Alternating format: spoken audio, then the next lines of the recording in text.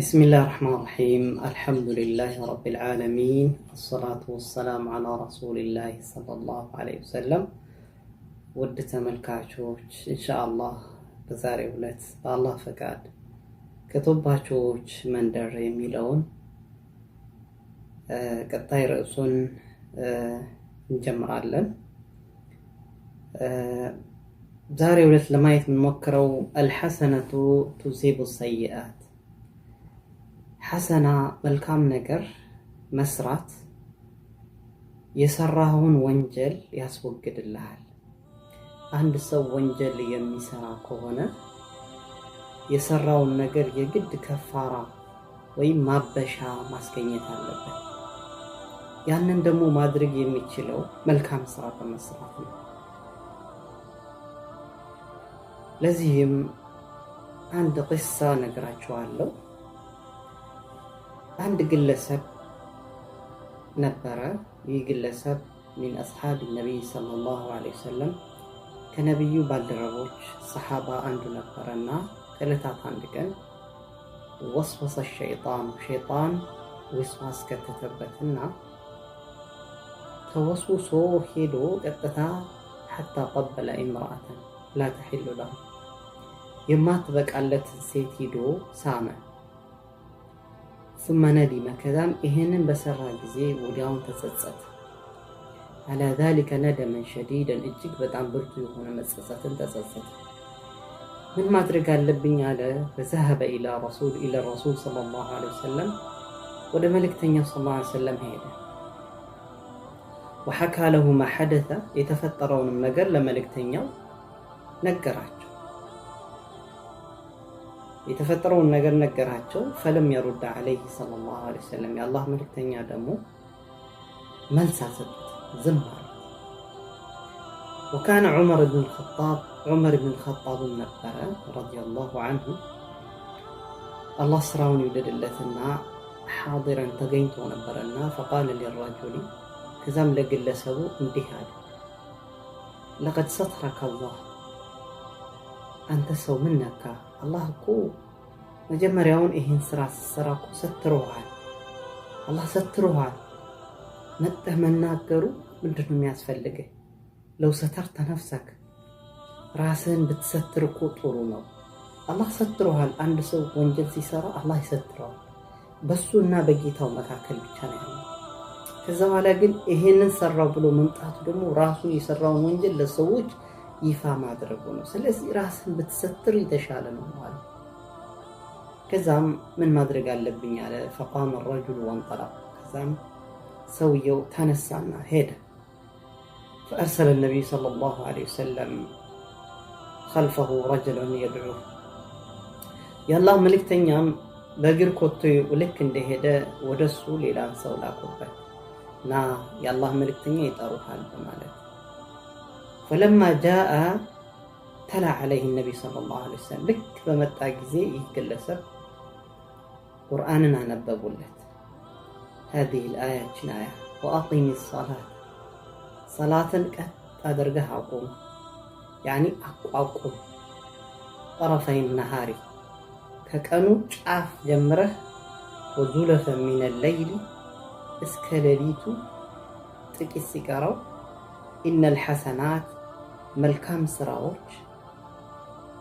መልካም ስራዎች መስራቸው ስራ يذهبن السيئات መጥፎ ስራዎችን ያብሳሉ ያስወግዳሉ يعني صلاة ከመልካም ስራ ነው መልካም ስራ እንግዲህ አንድ ውስጥ ይገባል ስለዚህ መልካም ስራ ተሰራ መጥፎ ስራህን ያስወግድልሃል ذلك ይህ ذكرى ትውስታ ነው للذاكرين ማስተንተን ለሚችሉና ማስታወስ ለሚችሉ ሰዎች በደንብ ይሄ ዚክራ ነው አላህ ዘንድ የተሰጠው ማለት ይሄንን አያ ሰጥቶና يعني ለሰራው ወንጀል ከፋራ ማበሻ የሚሆነውን ነገር ሰጥቶት ማለት ነው فأراد أحد الحاضرين كذا ከተገኙ ሰዎች ውስጥ አንደኛው ፈለገ أن يعرف ለማወቅ ፈለገ ምን ፈለገ هل ما جاء في الآيات በዚህ ቁርአን አያ ውስጥ የመጣው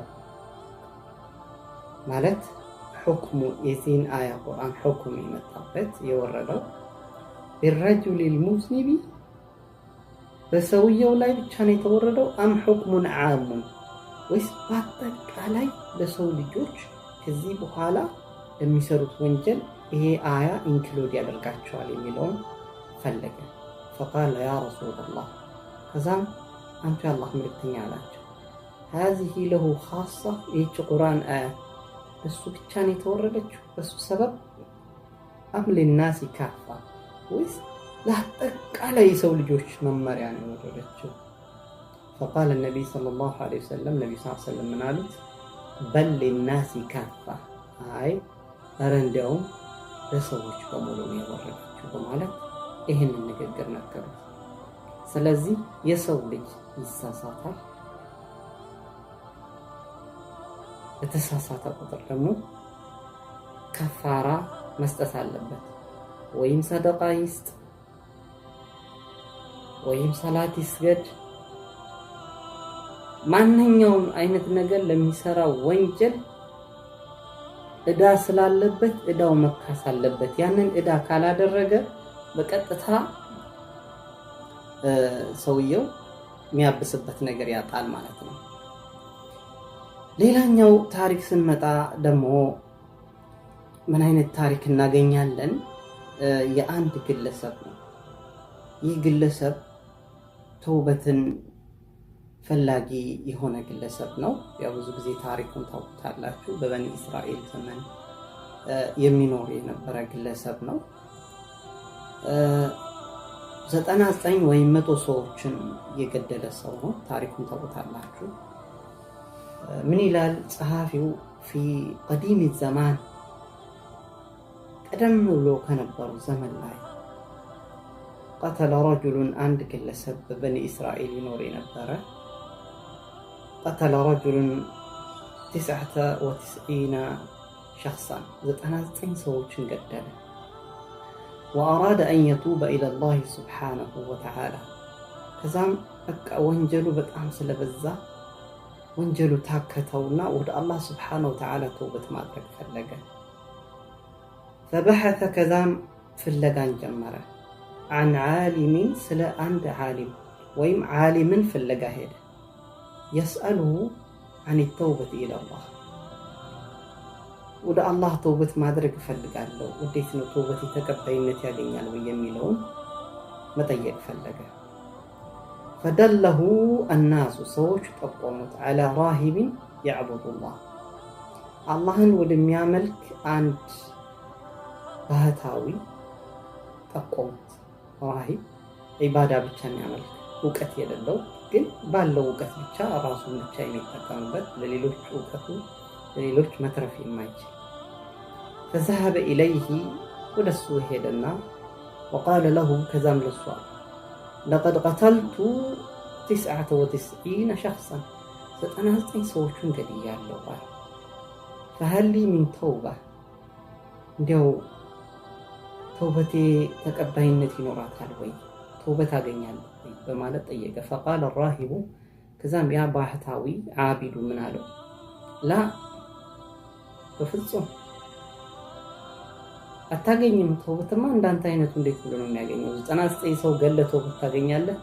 ከዛም ይህ ግለሰብ እንደዚህ አይነት ነገር ሲሰጠው ፊሊንጉ ጥሩ አልነበረምና فاقتاز الرجل من الراهب فقتله السن ጨምሮ ገደለውና وأكمل به 100 100 ሞላበት።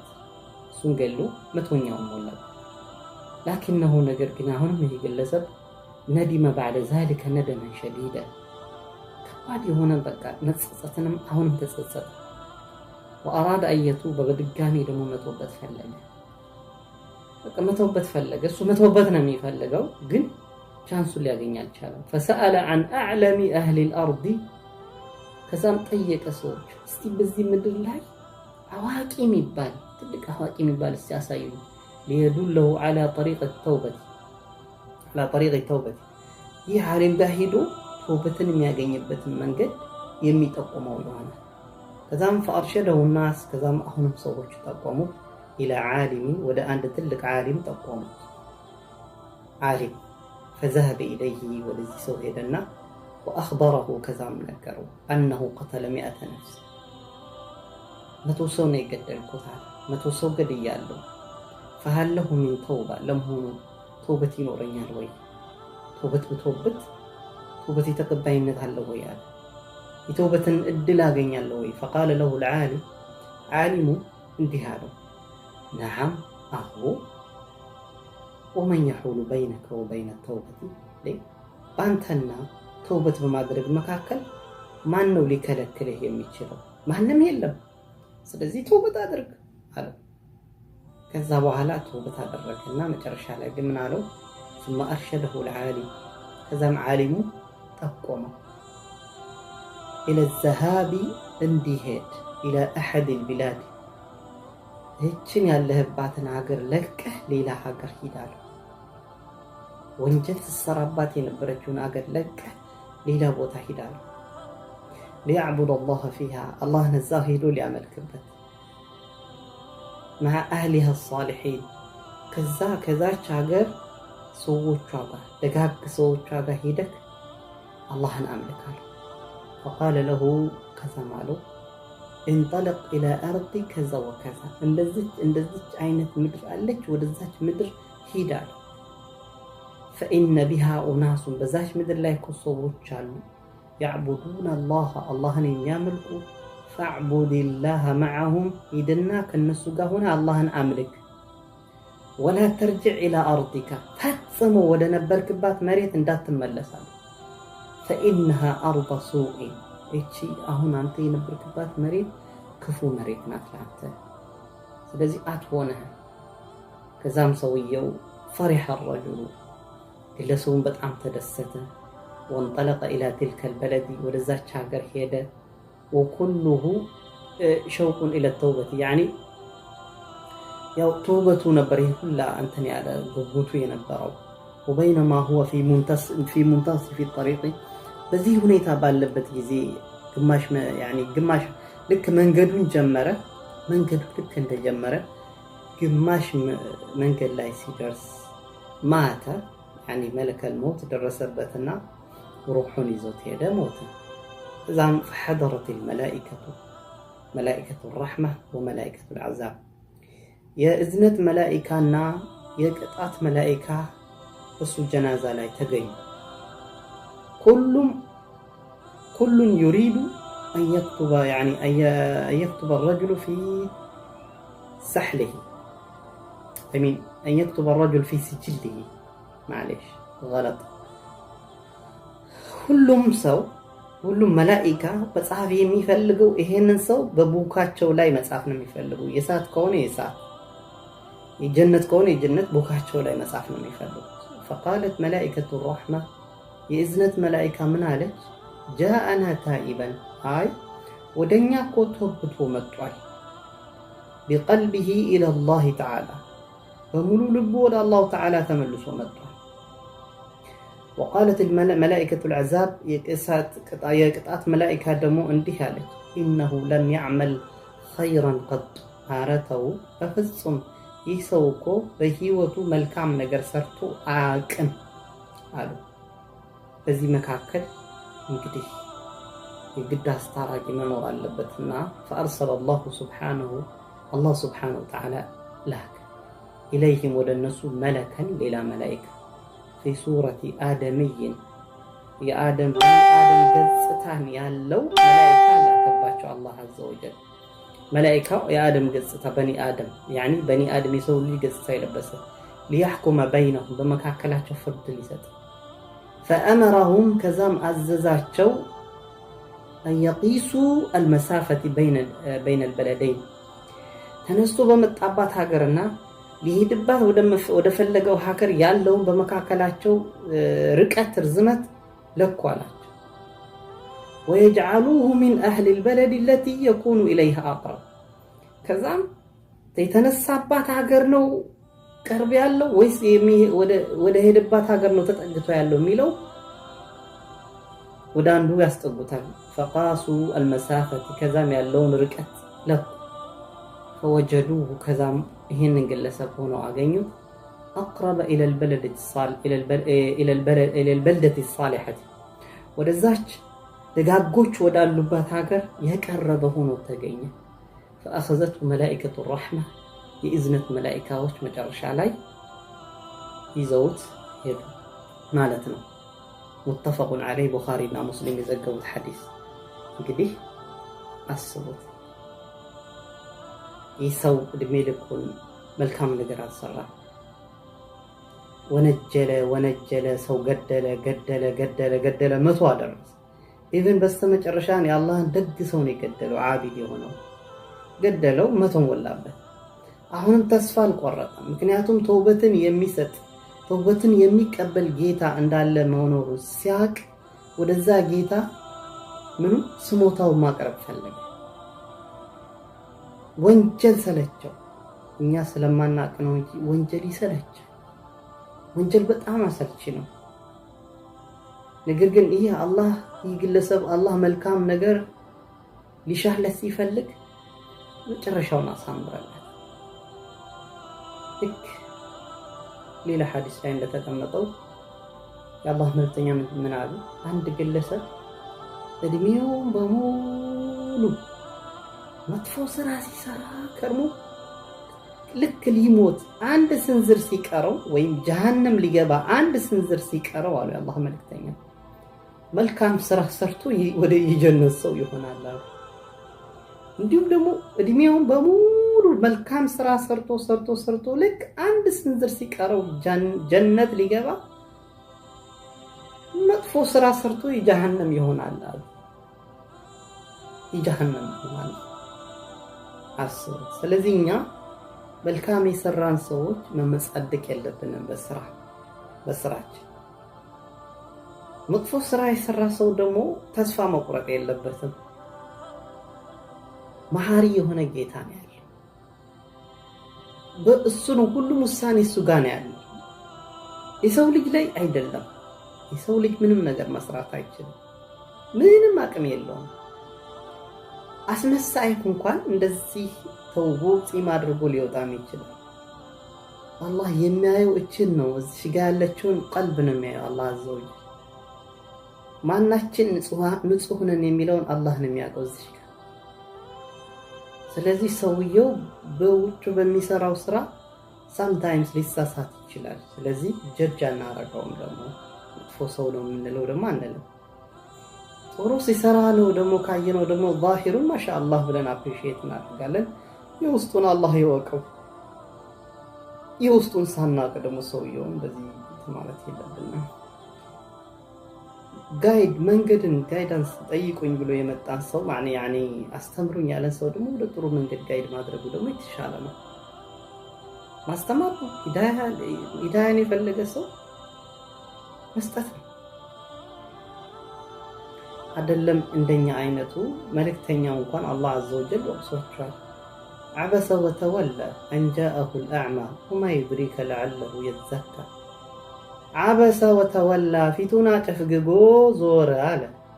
أن جاءه الأعمى አይነ ስውር ስለመጣው አይነ እውር መጥቶት ነበር። አብዱላህ ብን ኡም መክቱም መጥቶት ወደ መልእክተኛው መጣቸው። ምን ብሎ ጥያቄ ሊጠይቃቸው ሊጥራራ የበለጠ እስላም ማወቅ ሲፈልግ እሳቸው በዛ ሰዓት ደግሞ ቀጠሮ ነበራቸው ከመካ ባላባቶች ጋር ቀጠሮ ነበራቸው። በዚህ ዙሪያ እመኑ አትመኑ በሚለውና ጓጉቶ ነበር እየጠበቋቸው ነበር። ያምኑልኛል ብለው በቃ እነሱ ካመኑልኝ ወገኖቻቸው ያምኑልኛል በሚል ሳስፔንስ ነው ሲጠብቁ ይሄ አይነ አማ መጣና ሊጠይቃቸው ሲፈልግ ስናት ማይ ታይም ማለት ሰዓት አይደለም። አሁን ምን ታረግ እንደመጣህ አይነት ነገር ነው። ምን ታረግ መጣህ ነገር ነው። ፊቱን አዞሩበት። ከዛ መጨረሻ ላይ